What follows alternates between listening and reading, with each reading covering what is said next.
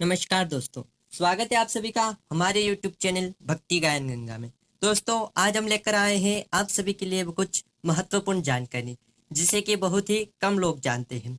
दोस्तों, क्या आप जानते हैं कि त्रेता युग में प्रभु श्री राम की भेंट एक केवट यानी नाविक से क्यों हुई थी और उस केवट ने प्रभु श्री राम को अपनी नाव में बिठाने से मना क्यों किया था और पहले चरण धोने के लिए क्यों कहा था। तो आइए जानते हैं इन सभी प्रश्नों के उत्तर इस वीडियो के माध्यम से। अगर आप चैनल पर नए हैं तो हमारे चैनल को सब्सक्राइब करें, वीडियो को लाइक एवं ज़्यादा से ज़्यादा शेयर करें। दोस्तों, इन प्रश्नों के उत्तर को जानने के लिए हमें चलना होगा प्रभु श्री राम के अवतार लेने से पहले द्वापर युग में। एक समय की बात है जब भगवान विष्णु और माता लक्ष्मी वैकुंठ धाम में संसार में रहने वाले मनुष्यों के हित की बातें कर रहे थे। प्रभु श्री विष्णु माता लक्ष्मी को अपने भक्तों के बारे में बता उनकी प्रशंसा कर रहे थे और माता लक्ष्मी उनके श्री चरणों के पास बैठकर उनके श्री चरणों की सेवा कर रही थी। भगवान विष्णु और माता लक्ष्मी की बातें सुन शेषनाग भी बड़े प्रसन्न हो रहे थे और बड़ी ही प्रसन्नता के साथ उनकी बातें सुन रहे थे। कुछ समय के बाद प्रभु श्री विष्णु अपने आराध्य का ध्यान करने लगे। तभी वहां से एक कछुआ जा रहा था। उसने देखा कि शेषनाग और माता लक्ष्मी बड़े ही प्रेम भाव से भगवान विष्णु की सेवा कर रहे हैं। प्रभु का वह मनमोहक रूप देखकर कछुए के मन में भी प्रभु की सेवा करने का भाव उत्पन्न हुआ। वह कछुआ बहुत ही प्रसन्नता के साथ प्रभु के पास गया और उन्हें प्रणाम कर निहारने लगा। तभी उसको नारद जी की एक बात का स्मरण हुआ कि जो भी भगवान विष्णु के श्री चरणों को स्पर्श कर उन्हें पूरे मनोभाव से प्रणाम करता है तो भगवान विष्णु उस प्राणी को हमेशा हमेशा के लिए अपना बना लेते हैं। नारद जी की इस बात का स्मरण होते ही कछुआ भगवान विष्णु के श्री चरणों के पास पहुंचा और माता लक्ष्मी से बोला, हे माँ, मेरा प्रणाम आपके श्री चरणों में स्वीकार करें। तभी माता मुस्कुराते हुए बोली, सदा खुश रहो।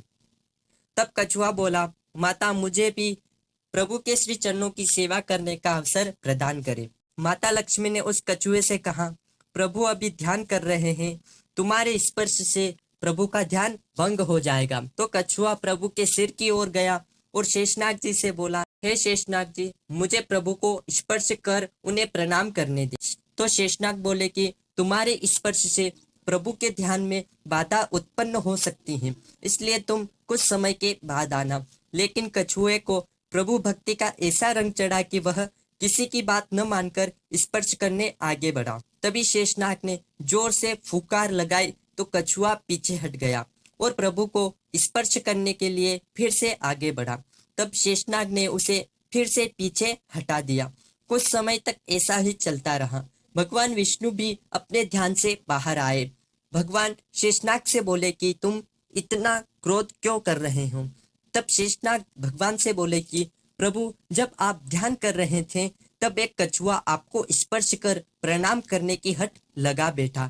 मैंने उसे मना किया तो उसने मेरी बात न मानकर आपको स्पर्श करने के लिए आगे बढ़ा। तब मैंने विवश हो उसे पीछे हटा दिया। दोस्तों, भगवान तो त्रिकालदर्शी हैं, उन्होंने आंख बंद कर सब कुछ देख लिया। भगवान उस कछुए से बोले कि तुम्हारी भक्ति से प्रसन्न हूँ, तुम परीक्षा में सफल हुए। कछुआ प्रभु से बोला, कौन सी परीक्षा। तब प्रभु बोले कि अभी जो कुछ हुआ वह सब तुम्हारी परीक्षा ही थी।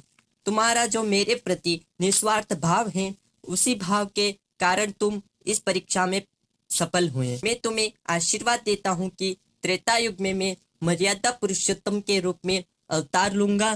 तब मैं अपनी पत्नी सीता और भाई लक्ष्मण के साथ तुम्हारे पास आऊंगा।